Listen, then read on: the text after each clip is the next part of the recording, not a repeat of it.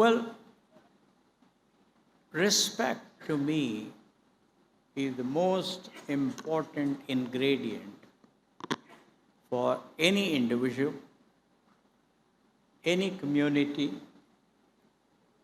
and any nation.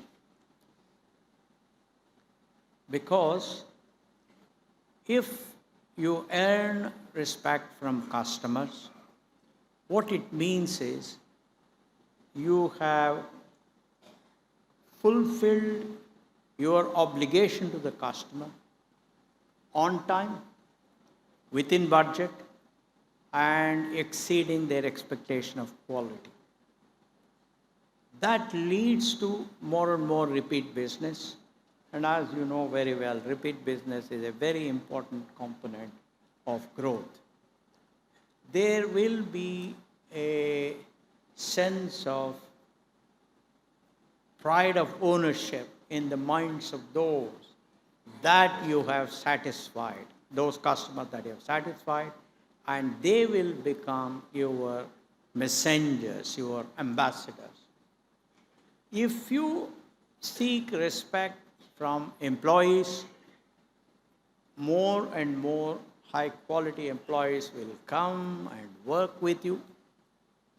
They will talk about their being part of your dream with their parents, with their friends and others, and that attracts more and more employees, and these employees will show longevity. Therefore, the attrition will be lower.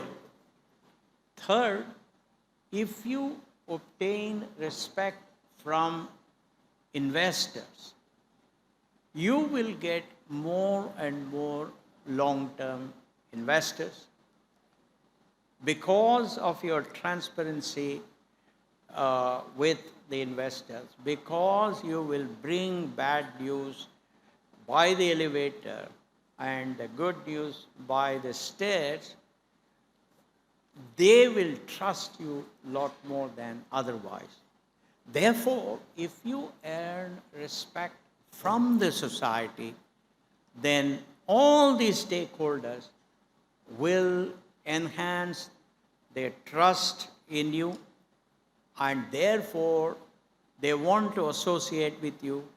They want to take, they want to leverage what you offer, and the corporation is likely to grow even faster than anything else.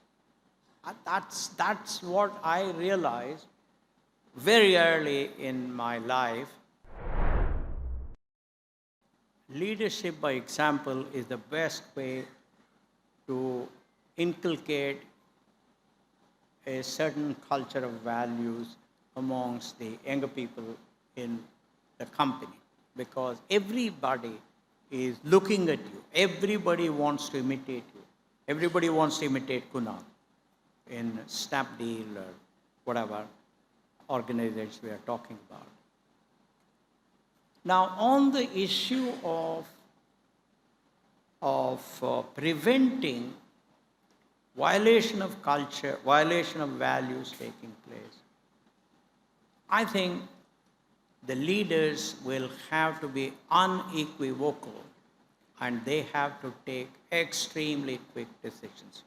So I would say the moment people come to know that you as the leader will not tolerate any such violation, and you take tough decisions, and then in some way it spreads very easily like fire, and then I think people would have a certain deterrent to not to violate this. That's what we did, and that's.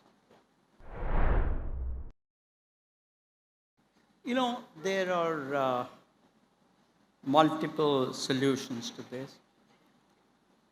First, of course, building up a culture. Whatever little I am today is because of my parents, because of my early teachers, high school teacher, college teachers, because of my bosses in India and in Paris, I learned so much from these people by observing how they conduct themselves. And I also saw how people around them respected these people. So that's one way of inculcating a culture of values in oneself. There is a second way, and that is the elders in the environment are the ones that have to advise the youngsters. Frankly, I don't hold the young entrepreneurs as responsible for this. I think the venture capitalists who provide money for them, then the various advisors they have in terms of the board of directors, they are the ones, they have to tell them to accept deferred gratification, to realize that sacrifice in the short and medium term will indeed lead to much bigger returns in the long term. What are the reasons why an entrepreneur should close down his? And that is, if you find that there is a structural weakness in your idea as far as the market is concerned, that is the time to give up. Now, what is a structural weakness? That's a good question. A structural weakness, as far as I am concerned, is one over which you have no way of finding a solution. It is something over which no matter what sacrifice you do, no matter how hard you work, no matter what team you have, you will not be able to overcome that. In my own case, no matter how hard I worked, no matter how many hours I worked, I knew that there would not be a change in policy of the government of India to allow the import of more modern computers into the country in the private sector. And I had no wherewithal to even influence the government. Not that I wanted to, but I had no wherewithal. That to me is a structural weakness. It could be that structural weakness could come in the form of technology, it could come in the form of talent, it could come in the form of processes, it doesn't matter. But it is something over which no matter what you do, you will not be able to find a solution on your own. That to me is a structural weakness, and that's when I gave up Softronics, and that's when I became the general manager of software at Patti Computer Systems Limited. I had an excellent boss. I learned a lot from him. And that's when I founded Infosys, and the rest is history. The only reason why we walked away from a big opportunity was because the means was not very good. There was a prospect outside India in a developed country, and he offered us huge revenue by way of project if we were nice to him. I don't want to say more than that. But it was nobody was around me. Nobody was around me. Only he and I. It was very easy for us to have accepted it. But somehow we didn't like the smell of it. And that's how we gave it up. The second question, second answer, I'll tell you, second example. In 1995, now this happened in 1993, the first instance that I spoke about. Second instance in 1995, a Fortune 10 company came to Bangalore. They wanted to renegotiate with five of us, five of the biggest companies in India, include, well, big, when I say biggest, they were all very small, but at least the top five kind of stuff. And they wanted us to reduce prices by a certain amount. All my younger colleagues, they were in favor of doing it. But I felt it was not right, because if we did it for them, then we'd had to do with others. And that meant our profitability will go down. We cannot invest enough in technology. We cannot invest enough in infrastructure. We cannot invest enough in people, in training and all of that. And therefore, very respectfully, I declined. And let me tell you, all other four companies accepted it. Some of them later on gave up. But that was an opportunity where we could have enhanced our revenue to a much higher growth rate. But we said, that's okay, it doesn't matter.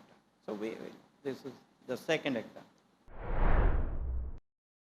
Two attributes of a professional that will help him or her to move up the corporate ladder pretty quickly. First is competence. You need to have competence. You can't grow with zombies. But the second one, and perhaps in many ways more important, but at least as important, is the value system. Therefore, if you remember, Kunal, our byline until the time I used to be the executive chairman was powered by intellect, driven by values. Therefore, we looked at competence or intellect or learnability, as I used to define, and the values. In this, learnability is very simple. I used to give a puzzle, a set of puzzles, and one of them was rotating a matrix and representing the elements of the new matrix in terms of old matrix. I had established a correlation between the smartness of the person and the time he took. If the person did it in a minute, he was super smart. But if the person took 3 minutes, he was bright, very bright, but not the best. If he took more than 5 minutes, it's very ordinary. So measuring competence, learnability, that's all very easy. But measuring the value system is extremely difficult, almost, I would say, impossible.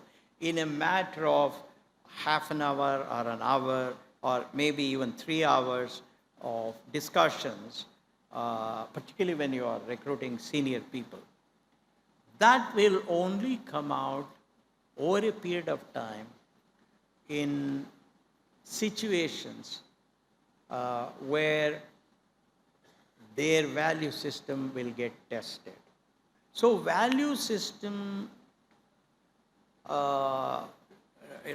verification is a very tough task. I don't claim to have had experience in judging people on that. Though I must say, when I formed Infosys, all the other people that came to me were the people that I had recruited.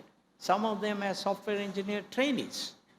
And I had seen them over a period of 2 to 3 years.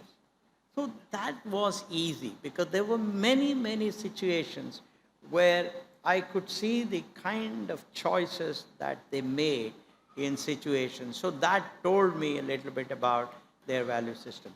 So I must accept that I have no solution to that problem. But all that I would say is that by taking a quick and decisive action when a person violates the value system, you would be sending message to everybody else in the company that this will not be tolerated, and that's a reasonable deterrent. That's all what I would say.